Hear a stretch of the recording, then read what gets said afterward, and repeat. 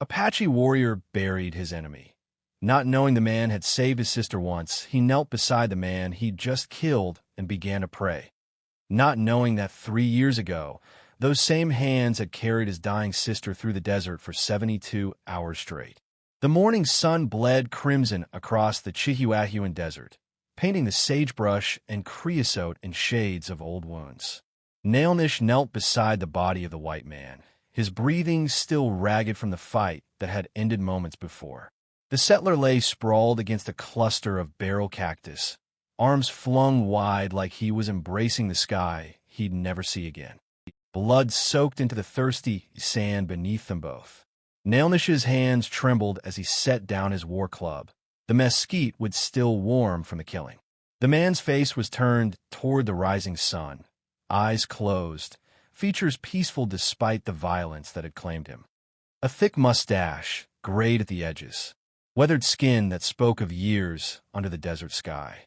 He looked like any of the other soldiers who had burned Naalnish's village 6 moons ago, who had scattered his people like seeds on barren ground. This one had been traveling alone, leading a pack mule heavy with supplies toward the distant mountains. Naalnish had watched him for 2 days from the ridgeline, studying his movements, waiting for the right moment. The man moved differently than most whites, careful, respectful, pausing to water his animals at every stream, never taking more than he needed. It didn't matter. He wore the blue coat. He carried the white man's weapons. He was payment for what they had taken. The wind shifted, carrying the scent of sage and the distant promise of rain. Somewhere in that wind, Naalnish heard the echo of his sister's voice, calling his name across the years. Aiyana had been picking wild onions when the soldiers came. He'd found her body 3 days later, buried under the collapsed roof of their grandmother's wickiup, her silver bracelet still gleaming on her wrist. Naalnish closed his eyes and let the memory wash over him like desert heat. When he opened them again, he was looking at the dead man's hands. They were scarred and calloused, but clean. No rings, no adornments. Working hands, like his father's had been. The Apache way demanded honor, even toward enemies, even toward those who had taken everything. He began to dig. The earth was hard-packed and reluctant, forcing him to use his knife to break through the caliche layer beneath the sand.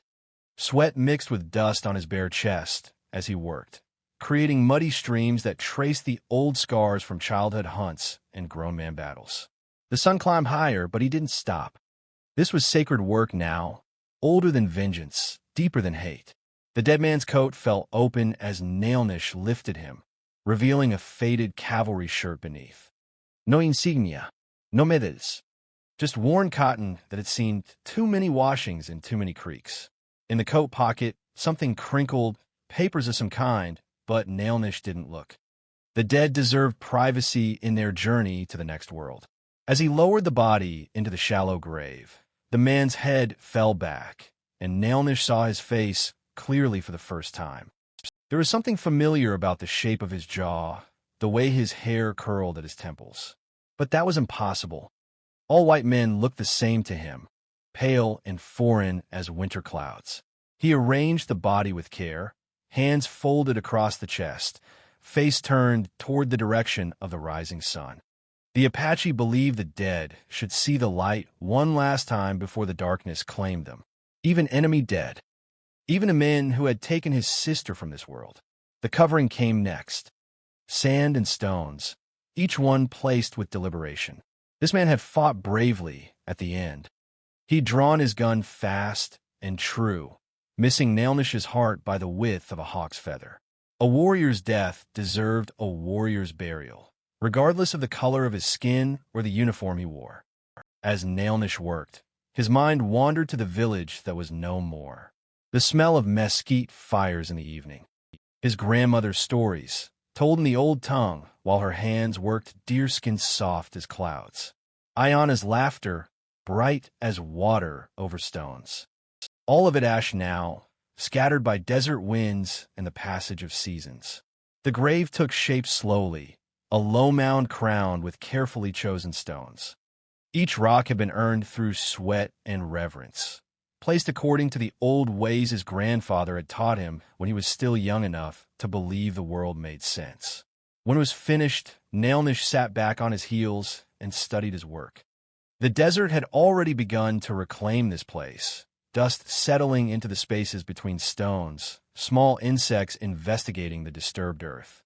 In a year, maybe less, there would be no sign that a man had died here, or that another man had honored that death with his own hands. The sun stood directly overhead now, beating down like a forge hammer on the crown of his head.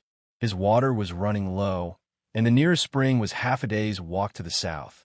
But still he remained, studying the grave, listening to the wind whisper through the Ocotillo and Palo Verde. Something wasn't finished here. Something important that he couldn't name.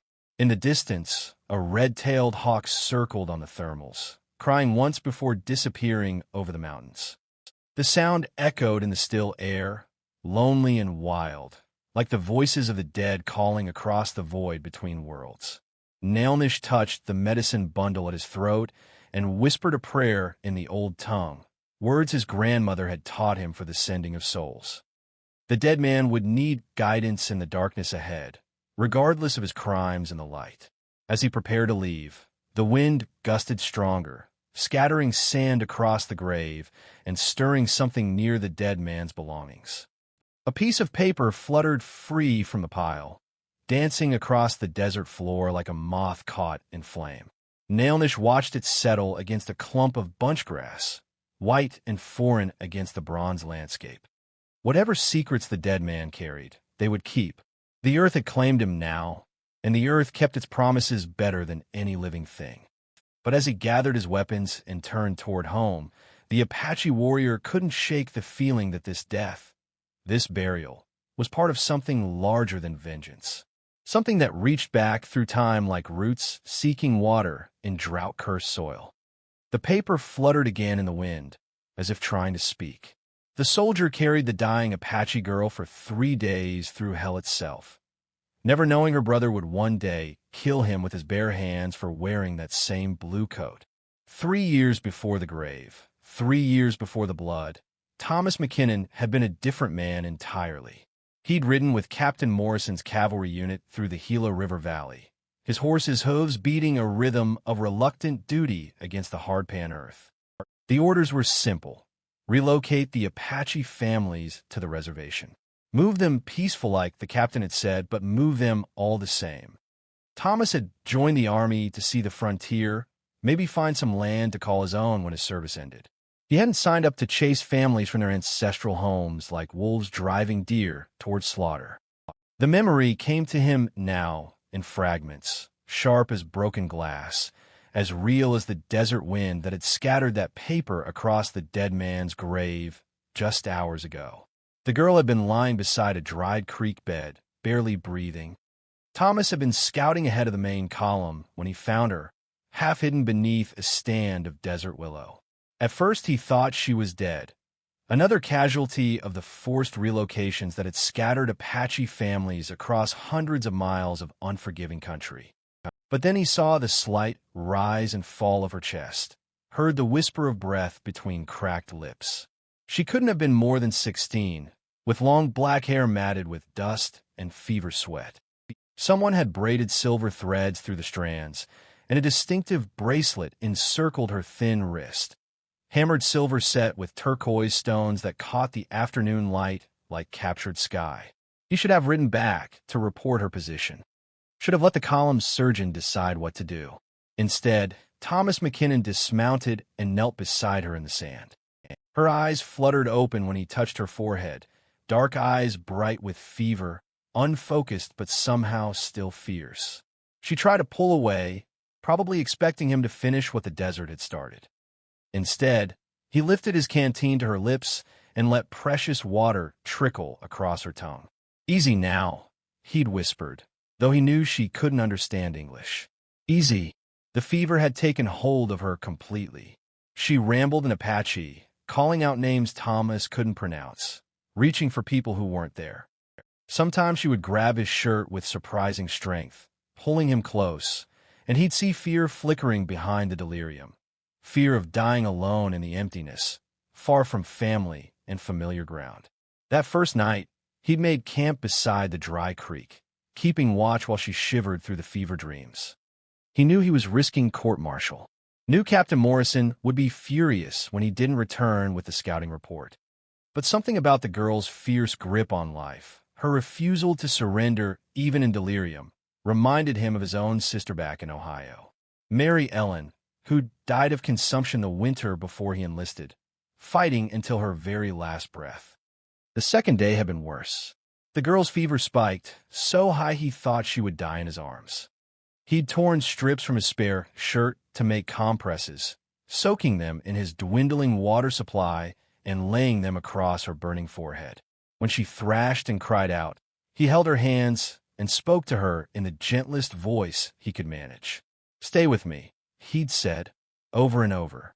"Don't you give up now." He tried singing to her, half-remembered lullabies his mother used to croon when he was small. His voice was rough and untrained, better suited to shouting orders than tender melodies, but something in the sound seemed to calm her. She would stop thrashing when he sang, her breathing growing deeper and more regular. On the second night, she spoke a single word in English, "Brother." Thomas looked up from his small fire, startled. The girl was watching him with clearer eyes, the fever finally beginning to break. She repeated the word, touching her chest, and then pointing somewhere toward the distant mountains. "Your brother's out there?" Thomas asked, though he knew she couldn't understand most of his words. She nodded weakly, tears streaming down her cheeks. Then she pointed to herself and said something in Apache, probably her name, though the sounds were too foreign for his tongue to repeat. The third day, she was strong enough to sit up and take water on her own. Thomas had been rationing his supplies carefully, but he was down to his last few swallows. The nearest settlement was still a day's ride south, and he wasn't even certain the Apache trading post there would still be operating. But the girl, he thought of her as Aiyana now, though he couldn't be sure that was the name she'd spoken, was looking at him with something approaching trust. When he helped her stand, she didn't pull away. When he lifted her onto his horse, she leaned against his chest instead of fighting him.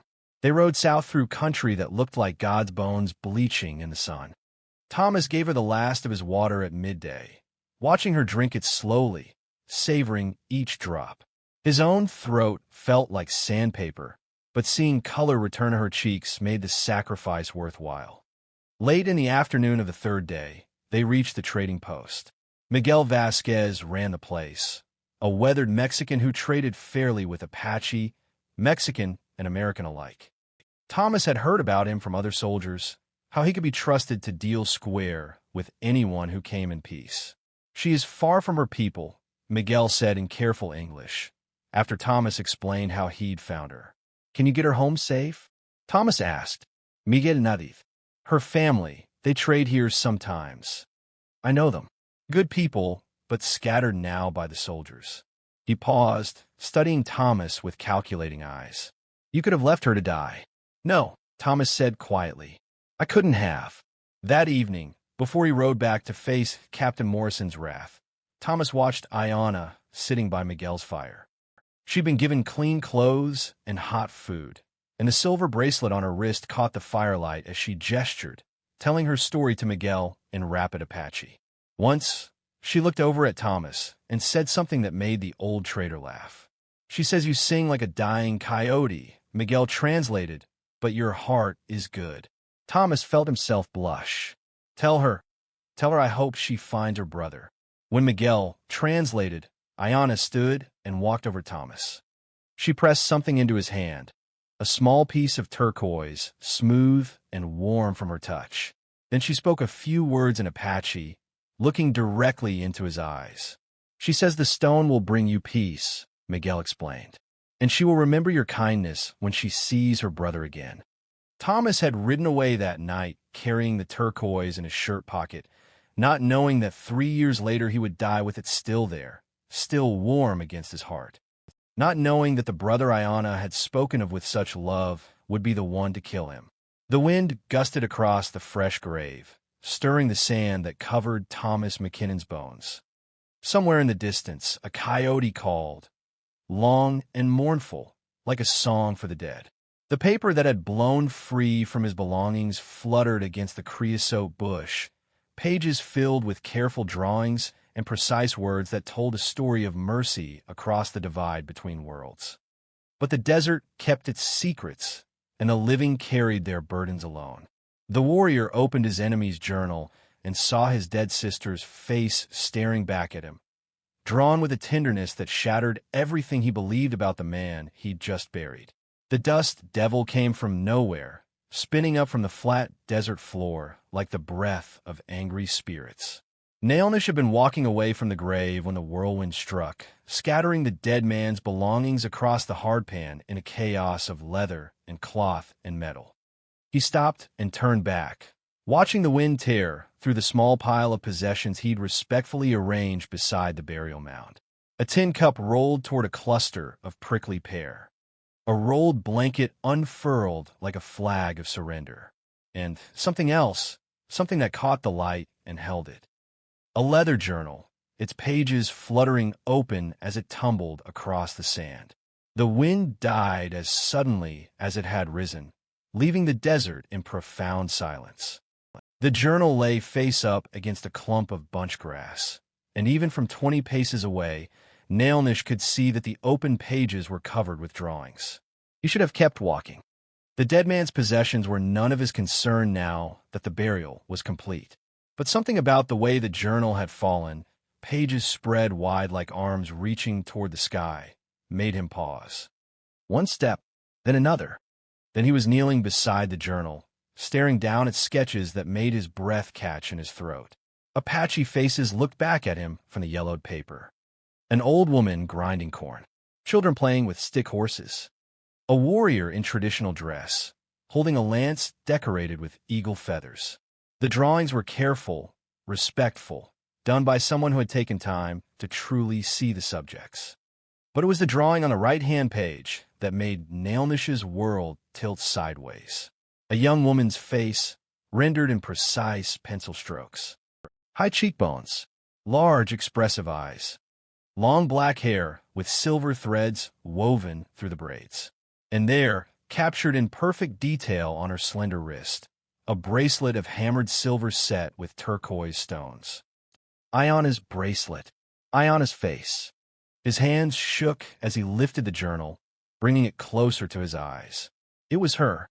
Every line, every shadow, every subtle expression captured as if the artist had studied her features for hours. But how could that be? The only white men who had ever seen his sister were the soldiers who destroyed their village. The soldiers who killed her. Unless Naalnish turned the page with trembling fingers. More drawings of Apache people, but now he recognized them. His cousin Dahana, sketched in profile as she worked at a weaving loom. His uncle Chato, shown in conversation with someone outside the frame. His grandmother, drawn with such care and attention that tears blurred Naalnish's vision. These weren't the pictures an enemy would make. He flipped through more pages, finding careful observations written in English alongside the drawings. The writing was small and precise, difficult for him to decipher, but some words he recognized from his childhood when Apache children had been forced to attend the white man's schools. Peaceful, family, children laughing, beautiful weaving, and then, on a page near the back, he found a longer passage written in a different hand, hurried, emotional, like someone pouring out their heart onto paper. Found Apache girl near Gila Creek, half dead from fever. Cannot leave her to die alone. Against orders, but some things matter more than orders. She fought the sickness with such courage. Reminded me of Mary Ellen. Carried her 3 days to Miguel's trading post. She spoke of her brother with such love. Hope she finds her way home safe. The journal fell from Naalnish's numb fingers, landing in the sand beside his knees. 3 days. Gila Creek. A brother she loved. The pieces arranged themselves in his mind like stones, forming a sacred pattern. 3 years ago, when the soldiers had scattered their band, Aiyana had been gathering wild onions near Gila Creek. She had disappeared for almost a week. When she finally returned, she told stories of fever dreams and a white soldier who had sung to her like a mother sings to a sick child. Naalnish had thought they were just the ravings of delirium. Desert mirages born of sickness and desperation. But the drawings didn't lie. The careful attention to detail, the respectful portrayal of his people. This was the work of someone who had seen them as human beings, not enemies to be destroyed. He picked up the journal again, turning to a page near the front. There, in the same careful handwriting, he found an entry dated 3 years past. Left the army today. Cannot stomach Morrison's methods anymore. Too much killing. Too much cruelty toward people who only wanted to live in peace. The Apache girl I helped, she changed something in me. Made me see that we are all just people trying to survive in a hard world. Going west to find land where I can live quiet. Maybe make amends somehow for the things I've seen and done. Thomas McKinnon. That was the name written on the journal's first page in the same precise hand. The man he had killed. The man he had buried with honor. The man who had saved his sister's life. Naalnish sat back on his heels, the journal clutched against his chest. The desert spun around him, a whirlpool of sand and sky and crushing realization. He had spent 3 years planning his revenge against the soldiers who destroyed his village. 3 years dreaming of blood and justice and the satisfaction of making his enemies pay. And when he finally found one of them, alone and vulnerable, he had killed the only white man who had ever shown his family mercy. The irony was like a knife blade twisting in his heart. On the journal's final page, he found one last drawing. It showed Aiyana as she must have looked on that last day at the trading post, clean and healthy, smiling as she spoke to someone outside the frame. Below the picture, written in English but somehow perfectly clear to his understanding, were the words, "She said her brother was a great warrior. Said he would come looking for her when she didn't return home. I hope he finds peace. I hope they all find peace." The sun was setting now, painting the desert in shades of gold and crimson. The grave mound looked different in this light, not like a monument to vengeance, but like a place where mercy and justice had somehow become entangled beyond all untangling. A red-tailed hawk cried somewhere overhead, its voice carrying across the emptiness like an echo of old sorrows. Naalnish closed the journal and held it against his heart, feeling the weight of truth settle into his bones like desert dust. The man he had buried had carried Aiyana through 3 days of hell to save her life. Had left the army rather than participate in more violence against her people. Had come west seeking redemption and found death instead at the hands of the very brother whose love had motivated his kindness. The circle was complete, but not in the way Naalnish had expected. Not with satisfaction or closure, but with a grief so profound it seemed to hollow out his chest and leave him empty as a broken water jar. In the distance, the first stars were beginning to appear in the darkening sky. The same stars that had watched over Aiyana during her fever dreams. The same stars that had witnessed Thomas McKinnon's mercy 3 years ago and his death today. The same stars that would bear witness to whatever came next. Whatever path led forward from this place, where honor and tragedy had become inseparable. Naalnish looked down at the journal in his hands and wondered what his sister would say if she knew the full story of this day. He had killed the one man who saved his sister's life. But in that terrible mistake, the Apache warrior finally understood what mercy really meant. Dawn came slowly to the desert, creeping across the horizon like forgiveness afraid to show its face. Naalnish sat beside Thomas McKinnon's grave, the leather journal pressed against his chest like a sacred bundle, watching the stars fade into memory. He had not slept, could not sleep. Every time he closed his eyes, he saw Aiyana's face as Thomas had drawn her, alive, hopeful, trusting in the kindness of a stranger who wore an enemy's uniform. Every time he tried to rest, he heard her voice from that last day in their grandmother's wickiup, telling him about fever dreams and a white soldier who sang lullabies in a voice rough as desert stone. "He carried me, brother," she had whispered, her own voice weak from the lingering effects of her illness. "When I was dying, he carried me toward the light." Naalnish had dismissed her words then, thinking them the remnants of delirium. But now, sitting in the pale light of dawn with Thomas's journal in his hands. He understood that every word had been true. His sister had tried to tell him about mercy, and he had been too consumed with plans for vengeance to listen. The irony sat in his stomach like swallowed stones. He had spent 3 years hunting the soldiers who destroyed their village, and when he finally found one, he had killed the only man among them who had chosen compassion over duty. But perhaps that was not the end of the story. Naalnish opened the journal to the page where Thomas had drawn Aiyana's portrait. In the growing light, he could see details he had missed in yesterday's shock. The way the artist had captured the particular tilt of her head when she was thinking, the small scar above her left eyebrow from a childhood fall, the expression of quiet strength that had carried her through fever and loss and the long journey home. This was not the drawing of an enemy. This was the work of someone who had seen Aiyana's soul and found it beautiful. He turned to another page, where Thomas had sketched their grandmother grinding corn. The old woman's hands were shown in careful detail, weathered and strong, still graceful despite decades of hard work. Below the drawing, Thomas had written, "Watched her work for an hour. Never saw such patience, such skill. The young ones gather around her, like she holds all the wisdom in the world." Maybe she does. Their grandmother had indeed been wise. She had taught Naalnish that all actions create circles in the world, rippling outward like stones thrown into still water. Some circles bring pain, she had said, others bring healing. But all circles eventually return to their source, carrying the weight of what they have gathered along the way. The circle Thomas had begun 3 years ago was completing itself now, in the most unexpected way. He had saved Aiyana so that she could return home to die peacefully in her family's arms, speaking words of love and forgiveness in her final moments. She had died knowing mercy existed in the world, even in the darkest of times. And now Naalnish had honored Thomas with proper burial, returning the gift of dignity the soldier had given his sister. The mistake, killing the wrong man, was terrible beyond measure. But the mercy that followed was real too, and perhaps just as important. Naalnish traced his finger along the edge of Aiyana's portrait. In the drawing, she was smiling slightly, as if she could see something wonderful just beyond the viewer's sight.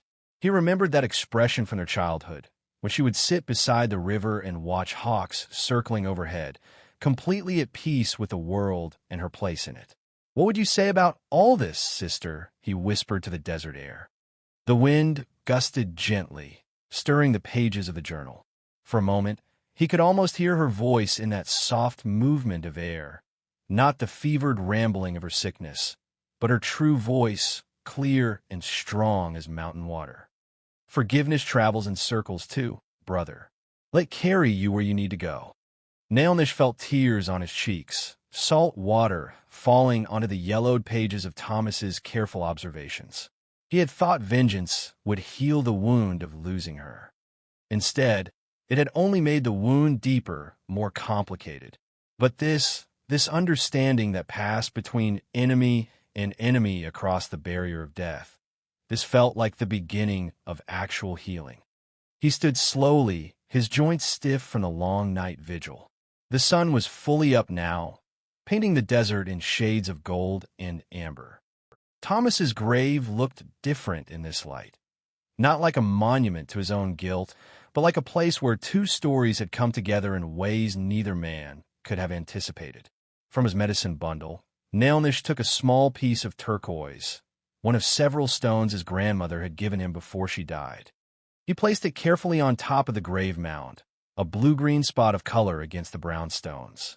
"For carrying my sister when she could not carry herself," he said aloud, the words offered to whatever spirits might be listening. Then he opened Thomas's journal to a blank page near the back and carefully tore it free. Using charcoal from his fire kit, he began to draw, not the face of his enemy, but the face of a man who had chosen mercy when mercy was dangerous, who had sung lullabies to a dying Apache girl under stars that belonged to neither of their peoples. The drawing was crude compared to Thomas's skilled work, but it captured something essential, the expression of a man who had found his soul's purpose in the midst of an impossible situation. Below the portrait, in careful strokes, he wrote the only English words he knew well enough to spell. Good man. Peace now. He placed the drawing on the grave beside the turquoise stone, weighing it down with a small rock so the desert wind wouldn't carry it away. The journal he would keep, not as a trophy or a reminder of his mistake, but as a testament to the possibility of understanding between enemies. Thomas had seen Naalnish's people as human beings worthy of respect and compassion. Perhaps, in time, Naalnish could learn to see Thomas's people the same way. The healing would take time, years, maybe decades. The guilt would travel with him for the rest of his life, a weight he would carry like his grandfather's war scars or his grandmother's stories. But guilt could become wisdom, given enough seasons to transform. As he prepared to leave the burial place, Naalnish looked back once at the grave. The turquoise stone caught the morning light, glowing blue-green like a piece of captured sky. The drawing fluttered slightly in the breeze, but held fast under its stone anchor. In years to come, other travelers might pass this way and wonder about the strange grave decorated with Apache symbols and marked with a crude portrait of a white man's face. But the desert would remember the full story. The wind would carry it across the emptiness, whisper it to the mountains and the distant rivers. How mercy and vengeance had met in this place. How a warrior had buried his enemy, not knowing the man had saved his sister's life. How understanding had come too late to prevent tragedy, but not too late to prevent despair. The circle was complete now, imperfect but whole. Naalnish walked away toward the rising sun, carrying Thomas McKinnon's journal and a burden of knowledge that felt lighter than the hatred he had carried for 3 long years. Behind him, the grave settled into the patient landscape, another story told in stone and silence, another prayer offered to the endless sky. In the distance, a hawk cried once and was answered by another, their voices weaving together like a song for the living and the dead alike.